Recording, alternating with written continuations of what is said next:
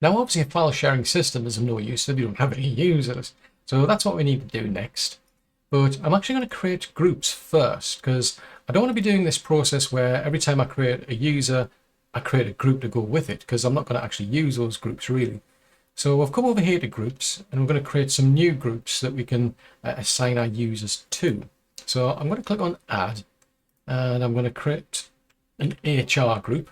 I'm just going to leave the rest of the settings as is because these are users who are going to be accessing the NAS file shares basically. They're not going to log into the NAS or anything like that. So they do need access to the actual shares though. But although we've got this tick box saying that every member of the group gets samba authentication, well, to be honest, when we create the users, they get that by default anyway. So I'm not too bothered about that. So I'm just going to leave that there as well. Now, for allow duplicate GIDs, here we're talking about the group ID up here. If we click on the question mark here, like it says, it is not recommended because the whole idea is these are supposed to be unique numbers. Every time we create an actual new group, this number is just going to keep incrementing. That's how the system references them anyway. So I'm just going to leave all the rest of the defaults. So basically, when it comes to creating a group, very simple, give it a name, something that's meaningful to you, and then we click on submit. And then that creates that group. Now I'm going to create another one. So I want to create two users and I'm going to put them into different groups. So I'm going to create another one. Let's call that sales. I'll click submit. So now we've got two users. So these are, well, got two groups, I should say. So these are groups I do want to use, whereas this placeholder was just a one-off. I definitely do want to delete that one. But because it's a case of that one's getting used for our home share that we've got set up. So that's going to stay. But I don't want to be creating any more ones for the actual users themselves. So now that we've got our group set up, I'm going to actually start setting up the users. So we're over here in the users section. I'll click on add. So it's pretty much the same as what we did before, just some slight differences. So I'm going to put in my name. Again, I'm going to click on the user field there and it's going to copy that down because it's less than 8 characters. So that's pretty easy to identify. I'll provide a password.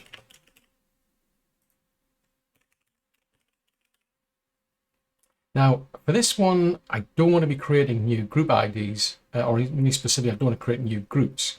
So I'm going to deselect that option, but I've got to give this user an actual primary group, basically. So I'm going to scroll all the way down to the bottom, and I'm going to add David into HR.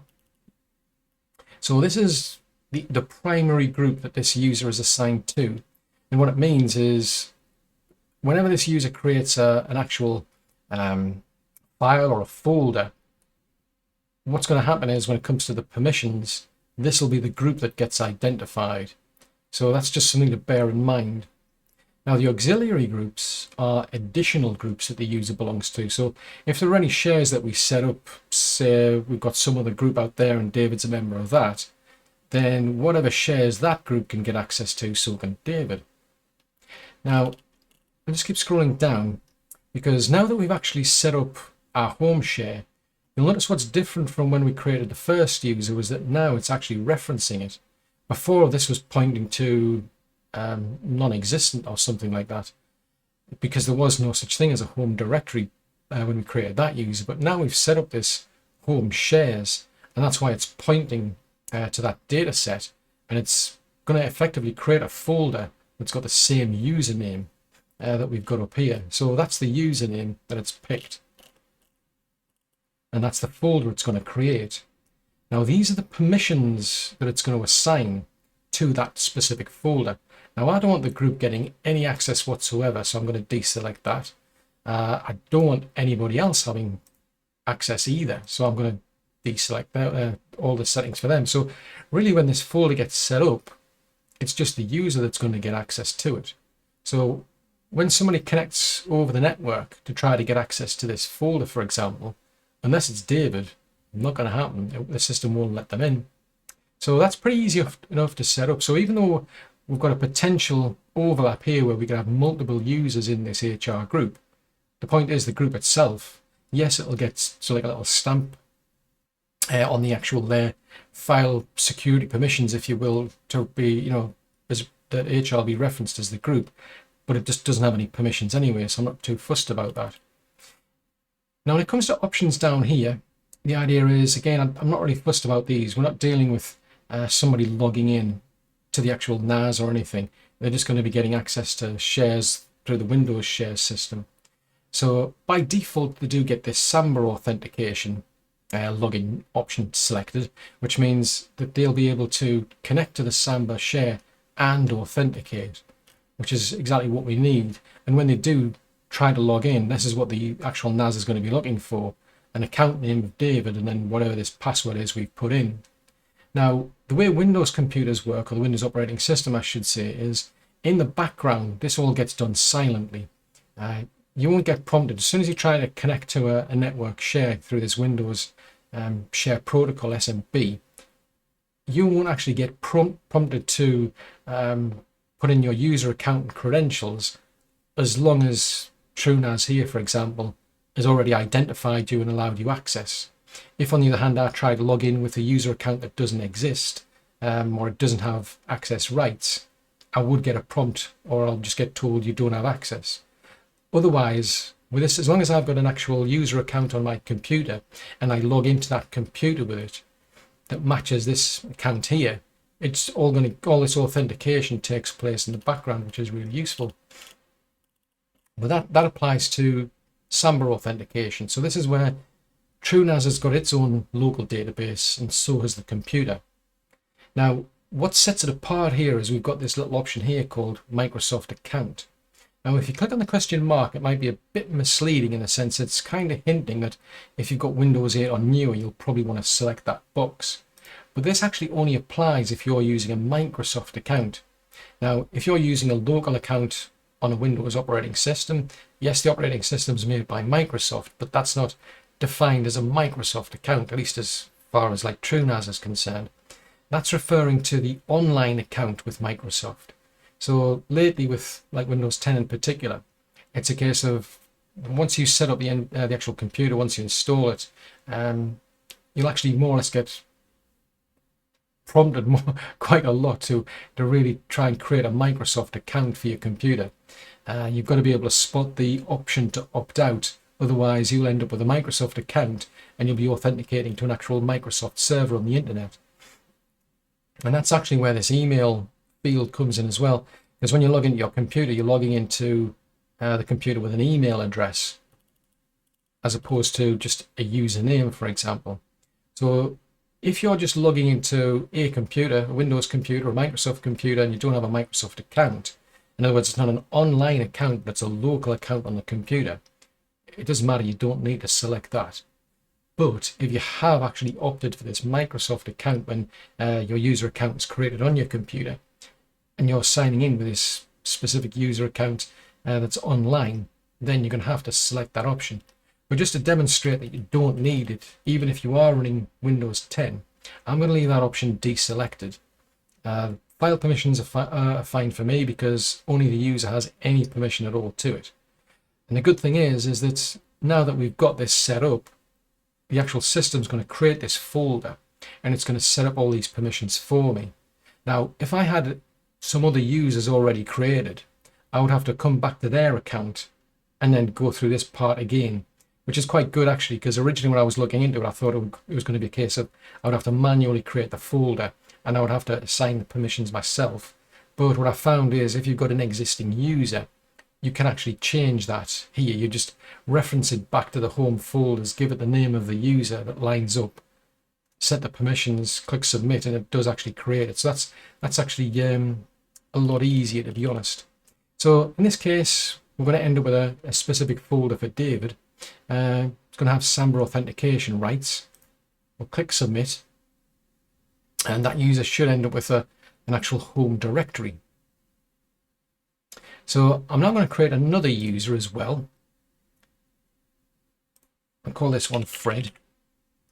So that'll end up with the same username because it's less than 8 characters. We'll give that one so to log in with. Now, I have actually already created these accounts on the Windows computers that I'm going to use, so it makes life a lot easier. So when it comes to Fred, just out of curiosity, so if I Yeah, it's not. The trouble with this is it's not giving me a choice to filter out, which is a bit of a shame. That would have made life easier. So we'll put Fred into sales. So it's going to create a user account and an actual home directory for Fred. But again, I only want Fred to have access to it. So yes, he might belong to the sales group, but no one in the sales group other than him is going to have access to his home folder. I'm going to leave the samba authentication set, not going to change anything there. Just double checking. Yeah, primary group. We're not going to create a new one. User account, password. That's good to go. So click on submit.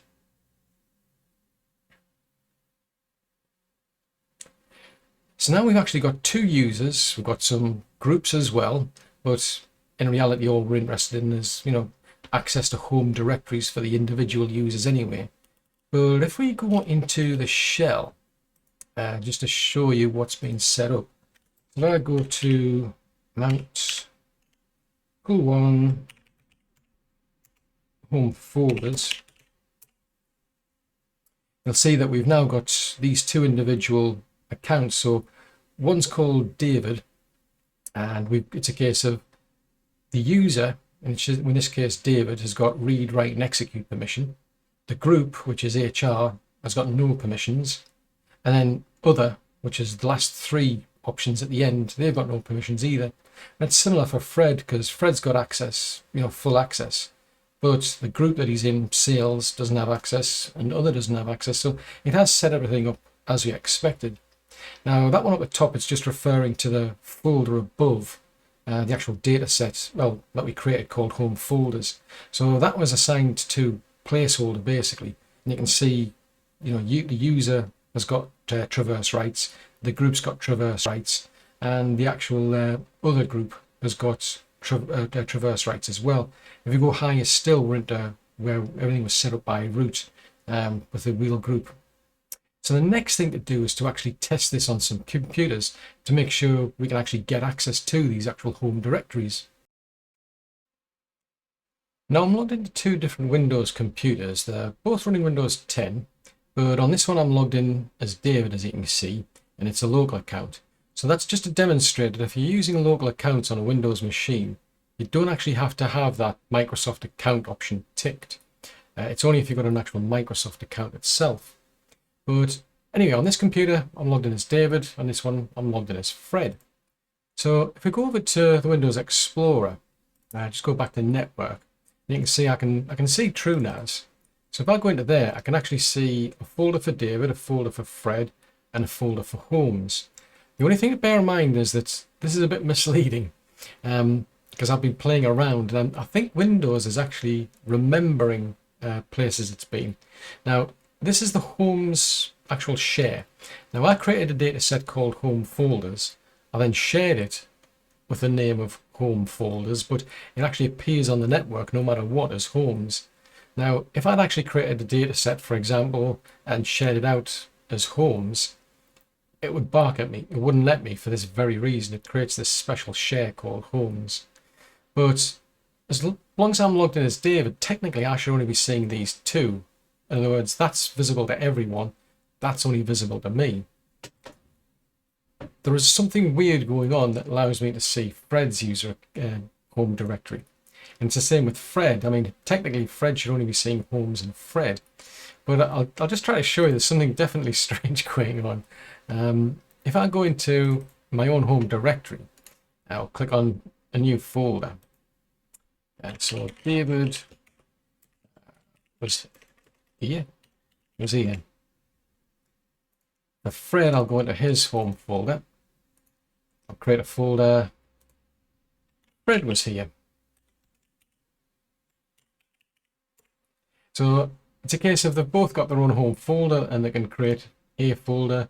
So they've got access basically to their own home directory. Now, like I said, normally I wouldn't be seeing this Fred folder, but let's just say for giggles, I knew that there was a Fred account. So there was a user on there called Fred, and I thought, I wonder if I can get access to Fred's account. So if I actually type in Fred and hit return, it looks as though I'm actually logged into Fred's home directory as far as that's concerned, but I'm not. I'm actually connected to David's home directory because I'm logged into this computer as David, and this is authenticating in the background to TrueNAS with a David account, and yet that to me is just very strange. Same as like if I connect to the David folder, although I'm logged in as Fred, I end up in Fred's home directory. So it's very odd, I must admit. I mean, if I were to wipe this NAS and start all over again, I wouldn't see those. I mean, if I log in as Fred, I'll just see Holmes and Fred. So yeah, there's definitely something going on. I think I might, well, I'm curious to know if it's something specific to Windows or TrueNAS. So what I'm actually going to do is I'm going to go looking for my Linux machine, and then I'm going to test it against the Linux machine, because Linux does behave slightly differently. With Windows, this is logging in the background anyway. With Windows, I'm going to get prompted and asked to log in. But I'm curious to see what Linux sees versus what these Windows machines do, because as I say, I've actually just been playing around here, so it could be just based on remembrance, if you will. Maybe there's some sort of caching going on. So I'm logged into an actual Linux computer. Like the two PCs, it's actually got direct access to the NAS on the data storage interface. So with this one, if I go over to activities and I go into the file browser, if I go over to other locations, off it goes searching. So it's searching the network to see if it can find anything. So not surprisingly, it's actually found TrueNAS. Now, if I double click on that though, it actually prompts me for credentials. So it's not like Windows, which basically does things in the background. It's actually asking me for my login details, even though I'm actually logged in to this computer with the same name and account. It's still asking me for a password. So I shall type in that password. Now I've got options which are to basically forget it straight away, so it's a one-off connection. It can keep a hold of that password until I actually log out, or it can remember it forever. So it's entirely up to you how you want to do it. I mean, you can set these up to automatically connect to shares and all sorts, but in this particular case for this demo, I'm just going to leave it on the default. So once I log out, it's going to forget about these credentials, even though oddly enough they're exactly the same as that I'm using to log into the computer itself. But anyhow, we'll click on connect, and now, surprise, surprise, I can see the home shares folder, and I can see my home directory because I'm logged in as David, or at least I authenticated to the actual file server, or TrueNAS if you will, as David. So I can see David's home folder. Now I can't see Fred's, but I can see my own basically, and I can see the main share that everybody sees. So that's very odd. That, as I say, I don't know whether Windows is just sort of like caching it or something, but it's very, very odd that. Anyhow, we've now got our actual home share set up. And the good thing it means that every time I create a new user, I'll be able to assign them a home directory that they can get access to over the actual network. But what about setting up actual shares to share out access to multiple people and groups? So now that we've actually got our home share set up, we want to start setting up actual shares and assign groups access to them. So we've already got some users here. I've got two users, David and Fred, but they're actually in different groups, if you will. David's in HR, Fred's in sales. So we want to set up an actual group that, well, multiple users are actually members of. So I mean, I've got choices. I could actually create new user accounts and assign that user access to HR or sales, for example. But in this particular example, I just want to demonstrate these auxiliary groups as well. So we'll go into groups. I'm going to create a completely new group. I'm going to call it test group. I'm just going to leave the other settings as default and click submit. And that now creates our group. Now, I do have choices where I could go into each individual user's account and add them to the group. Or what I can do is just expand out the options for the group and then click on the members option. I mean, there are other choices. You can edit the options we've set up for the group. We can delete the group. But in our case, we actually want to add the two users to it. So we'll click on members. Now, it doesn't give me an option to filter through these users. So I've got to scroll all the way to the bottom past the built-in users. And I've got to select which users are going to be members of this group. So I can select them individually, just click the actual user over there on the left side, click the right arrow to copy them across there. Once they're over there, I can click them on that side, click on the left arrow to bring them back out of that group if I wanted to. What I can't seem to do is select a user, hold down the shift key and select multiple users. It just doesn't seem to work. But what I can do at least is I still can actually select multiple users. If I hold down the control key, I can actually pick multiple users. Now obviously, once I leave go of the control key, if I just click a single user, then that's it, forgets about the rest. But either way, I can still do multiple users, so that's quite useful, I suppose. So we'll click on the right arrow, so that moves them out of the potential list of users that could be in this group over into being in the group, but we've obviously got to commit to that by clicking save. So both of these users are now a member of that group. If I go into users, let's pick Fred for example. If I click on edit,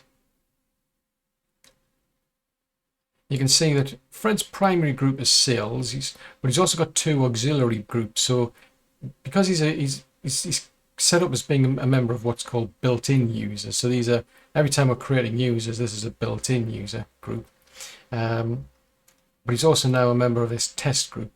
So just to clarify, when it comes to setting up permissions, the group that gets referenced in permissions is the primary group, not any of these auxiliary groups. But if we set up a share and allow access to this test group, both David and Fred will be able to get access to it because they're members of the test group. So it's really just these permissions that we've got like this, they're getting applied on the file level, that where the primary group gets used, because it's every time that user creates something, it's based on their primary group that gets access. So if we go down to storage and then into pools, and then we're going to create a new data set. So I'll click on add. Actually, we don't want to create a new pool. We want to create a new data set. If I click on the actual pool there and click on the ellipses and then click on add data set, I'm going to give this a name and I'm just going to call this our test folder. I'm going to leave the other options on their defaults. I'll click on submit. So we've now got our test folder. So the next thing to do is to actually share this out. So we'll go over to sharing. Then we'll go over to Windows Shares. And we want to create a new share, so we'll click on add. And I'm just going to work my way through here until we get to the actual test folder. Now, you'll notice that home folders is now showing this ACL against it. And that's because while we were setting up the share, we actually created an ACL and that's been applied to it. So this is the file system ACL that's applied to that particular folder or data set. In this case, we want to set up a share for this test folder. So we click on that. Sure enough, it ends up, I realize I misspelled it actually, but it's actually, that's going to be the name that it's going to be known as on the actual network. So I don't need to change anything else for this. So I'm just going to click on submit. And that creates our actual share, but we've now got to actually set the permissions. So what's slightly different doing it this way, as opposed to setting up, say, like that home share, is we get this prompt about setting up ACLs. It's referring back to the file system ACLs. So I'll click on configure. And not surprisingly, it's taking us over to the storage and pools because it's the file system ACL. By default, we've got this option up here called select a preset ACL, or you can create a custom one. The easiest thing to do really is just to pick one from the list. Now this home one is the one that we actually saw when we set up the actual home share, although that kind of missed a few steps out and just went straight to what you're seeing in the background there.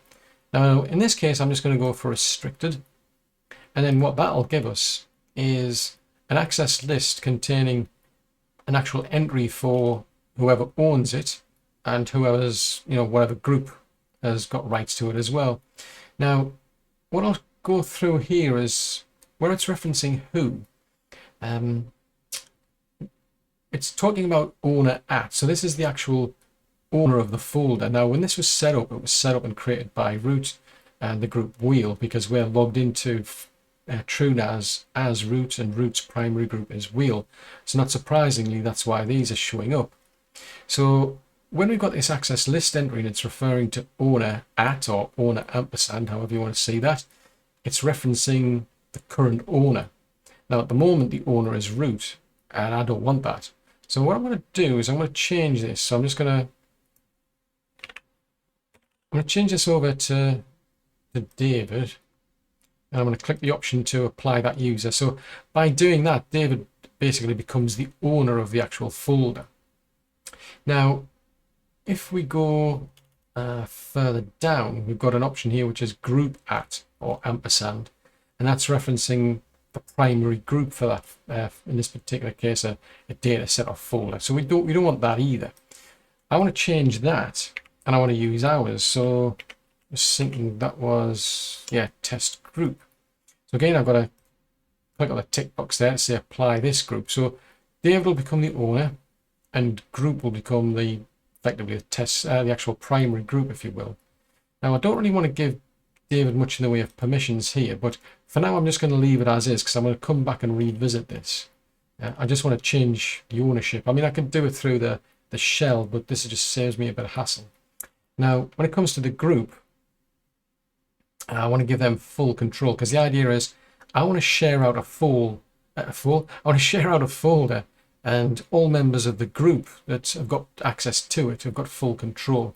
So that's why I've set that one to full control. Now what you can do is you can add other entries if you like. You can get quite specific if you want, because if you drop down the actual menu option here, you've got user.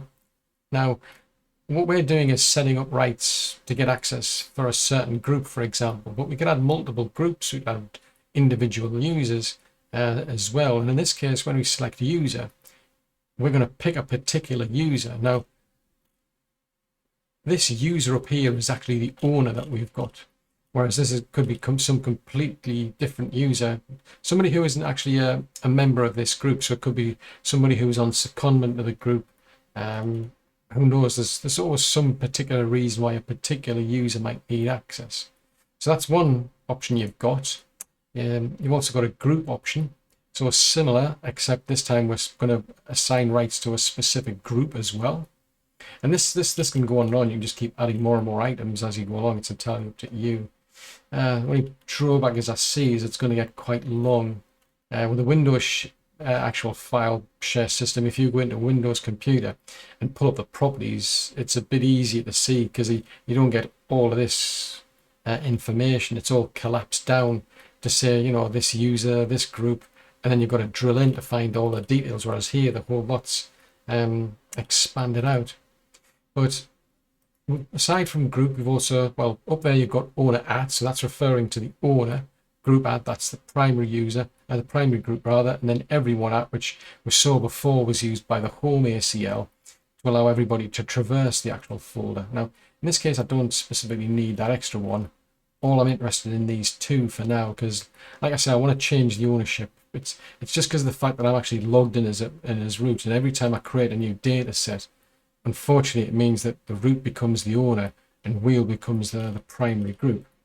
So I'm going to click on save. Again, I've got the choice where I could, you know, use recursion to actually go through all the files and folders, but there's nothing there to begin with anyway. So I'm just going to click on save, and then that sets up the permissions. So there'll be a share now set up. So if I go back to share over to Windows, we've now got an actual folder shared out called test folder.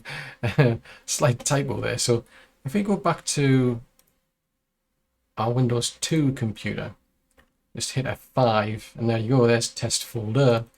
Now I can't get access to it, interestingly. Even though I'm Fred and I'm logged in as Fred, I can't get access to it.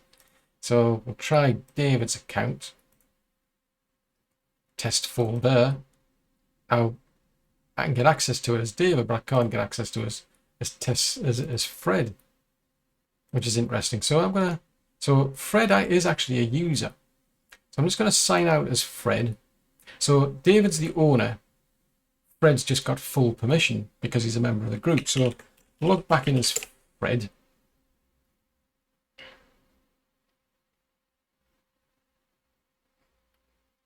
I'll go into Explorer. We'll go back to Network, TrueNAS, test folder. There you go. I've now got access. So I think I was referencing this before, is that even though all of the authentication and everything's getting done in TrueNAS, sometimes when you make a change, you're going to have to actually log back out of like a Windows computer and log back in. There's some caching goes on in the background. It's just the way that Windows is actually working. So whereas before it was actually throwing up a prompt and saying, oh, you don't have access. And you full well I did, because Fred's a member of the group. Anybody who's a member of the group's got full access. So it's a case of, yeah, for whatever reason, it wasn't quite in sync. It didn't think Fred did have access. And so for that reason, I've signed out, signed back in, and it's re-authenticated to TrueNAS as Fred, and it's let me in. So if I create a folder, well, I'll just create a text file. We'll call that Fred.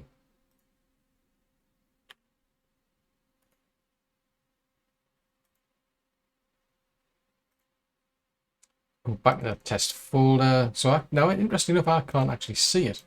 So if I go into the properties of that file and have a look at the security.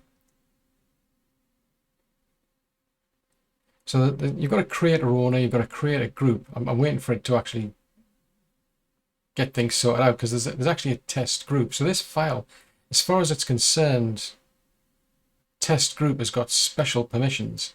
So David's the owner, technically, but there's also test group, also has access. They've got special permissions. If I go into advanced,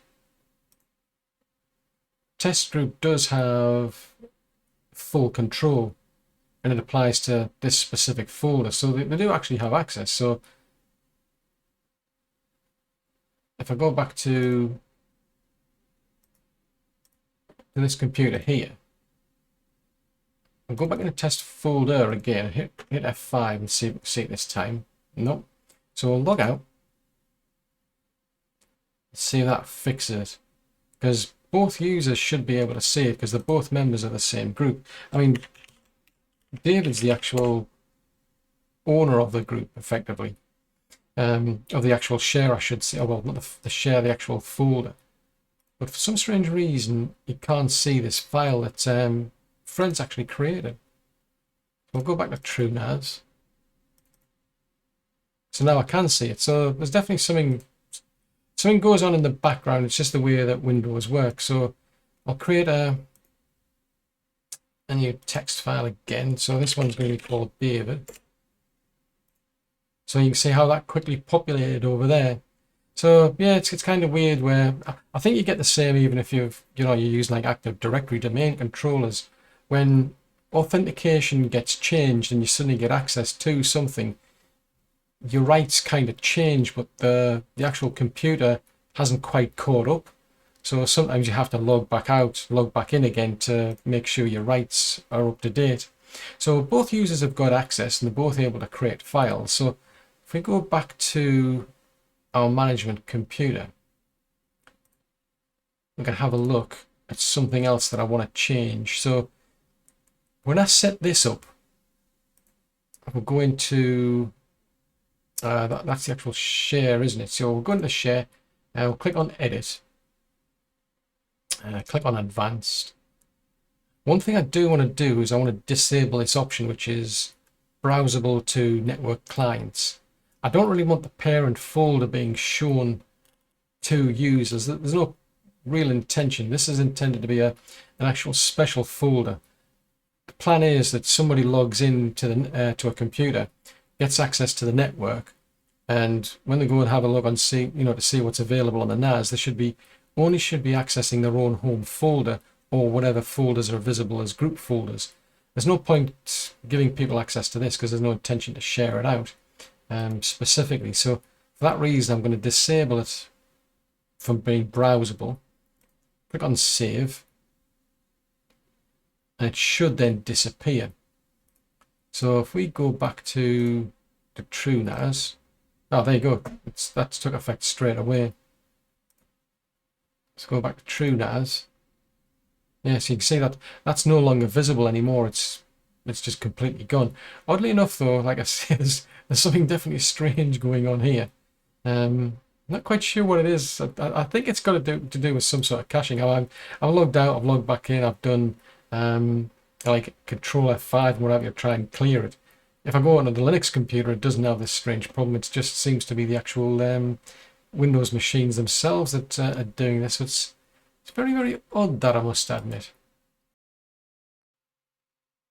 So just to wrap up, what we've been doing is to actually create home shares, effectively home directories for users. We've gone through how to actually create users, how to create groups, how to set up shares for groups as well, how to add users to groups. Just to actually show you when it comes to the permissions. I mean, when we set up this folder, which was a shared folder for a group, even though we assigned David as the owner, that's only in reference to the folder itself. Because if we go into the shell, if we go to /mount /pool1 to ls-l, you can see that when it comes to this parent folder, which is a data set really, David's the owner, test group is the primary group, if you will, and both of those have got full control, but the actual other doesn't have any other permissions. Now, if we actually have a look inside of test folder, well, I'll actually type it properly. We do -al. So each of these users have created their own actual files. So they are inheriting certain information from the actual parent folder. So David created this david.txt file. So David's the owner of it, but it's the test group that's also got full control, which means Fred will be able to see that, edit it, write it, delete it, whatever. Likewise, when Fred created a text file, Fred's the actual owner, not David. So the only reason David's got access to that is because of the test group. So there are permissions being inherited because of the test group being the actual group for the folder. But when it comes to ownership of the individual files, that always goes down to the actual owner who created them in the first place. I mean, I could tidy these up, for example, because as I say, you could be in these sort of situations where individual users leave. So I could have, for example, set up placeholder as actually being the user for the folder. Just depends on how you want to do this. I could have actually set that up so that technically David doesn't even have any access. So for example, I could go back into the storage and the pools, because at the time what I was really interested in more than anything was just changing the ownership. So if I go into edit permissions, so editing the ACL permissions, so in this case I'm actually going to delete that, click on save. So at the moment the only access control list being applied is for the group, so I'll click on save. Now I'm not going to touch anything for existing files, we're only making alterations to the test folder. I'm not changing the ownership either, so I'll click on save. So if we go back to our shell again,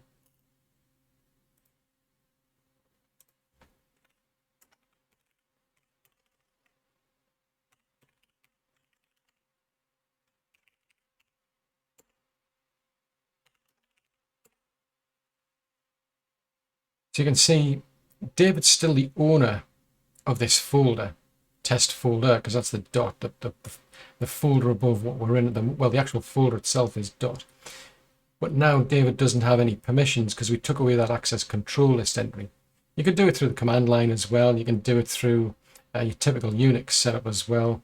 But what still remains is access for the group. So David as an individual can't really do much, but to be honest, they're part of this group anyway, so it doesn't really matter. Now, obviously, if David gets removed as being the actual, a member of this test group, they'll lose access to this because as the owner, they don't have access to anything. Somebody else would end up taking over the ownership. And there's different ways of tackling this. I mean, you can do what I was doing originally, which is to have a kind of like a placeholder, if you will. So just a dummy user account that's locked out and does nothing. Or you can assign a user, and if you're getting really paranoid, just take away their permissions, and then it just boils down to who's got membership of the group and then what that group can do. So there's different ways you can do it. So yeah, we've done creating the users, creating the home shares, creating the groups and so on. So it's pretty easy, but one thing I'll show you is that if you start to remove things, the system's actually quite clever, I must admit. So for example, if I go into groups, if I decide to take out this test group and say I don't need it anymore, if I delete the group, I've actually got the option to actually take out any users as well that have been assigned to this as their primary group. So that's quite useful if you've only got certain users and they're all members of only a specific group. That's their primary group. It saves you quite a bit of actual admin as well. Likewise, if I go into sharing, not sharing, if I go into the data sets, so if we go to pools, if I delete this test folder, I'll say delete the data set. I've got to type that in. You misspell it again. Click confirm, delete the data set, and now that's gone. Now, if I go over to sharing, and then Windows shares, it's even taken the share out. It's not like leaving anything that's associated with that data set. It takes even the share with it. So that's quite useful. So you don't have to necessarily go in and delete the data share first and then delete the data set. Just delete the data set and it takes the share with it. So that's actually quite useful, I find, I must admit. So yeah, I mean, you can delete a group and take all of the users with it. You can delete the individual groups without touching it. You can delete the user accounts. It's quite flexible, I must admit, in doing that. I do quite like that. Let's delete that. I don't need that anymore anyway, because that was just a test group. Now, obviously, if I delete the pool, I'll take everything in all its totality. The whole lot will go. But yeah, I do find it quite clever in that respect. It's just that I think it's just the issue is that we're setting up Windows shares against an operating system that really wasn't designed in a similar way. You can still share out Windows shares, and there's no problem doing that. But the one thing that's really scratching my head, and I'm curious to know if you ever found out, this yourself, what on earth's going on. I'm going to be scratching my head for a long time trying to figure this out. So if you know what causes that, do leave a comment. I'll definitely be interested in finding out. Well, thanks for making it to the end of this video. I really do hope you found it useful. If so, then do click the like button and share, because that encourages YouTube's algorithm to suggest it to other people who might find it useful as well. If you're new to the channel and you'd like to see more content like this, then yeah, do subscribe. Just remember to click the little bell icon though, that way you'll get notifications when I send new content out. If you've got any comments, any suggestions, if you want to leave any feedback at all, please post that in the comments section below. And if you'd like to support the channel, I've left links to both Patreon and PayPal in the description below. But above all, thanks very much for watching. I'll see you in the next video.